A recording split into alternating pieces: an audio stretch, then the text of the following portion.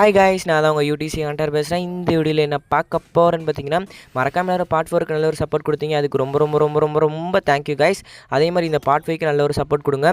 இன்னும் ஒரு பார்ட் வரும், பார்ட் 6 மட்டும் வரும் காய்ஸ். எப்படி பார்ட் 4க்கு சப்போர்ட் கொடுத்தீங்களோ அப்படி பார்ட் 5க்கு சப்போர்ட் கொடுங்க.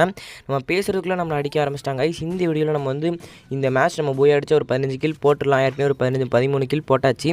அங்கே நம்மளால் அடிச்சிட்டு இருந்தால் நம்ம டீமேட்டை ரிவ்யூ பண்ணிவிட்டு அவனை பார்க்கலான்னு பார்த்தா நம்ம டீமேட் இனிமேல் வெளியே வந்துட்டான். நம்ம நல்ல ஒரு ஹிட் கொடுத்துருப்போம் காய்ஸ். நம்மளால் ஓடுதான்.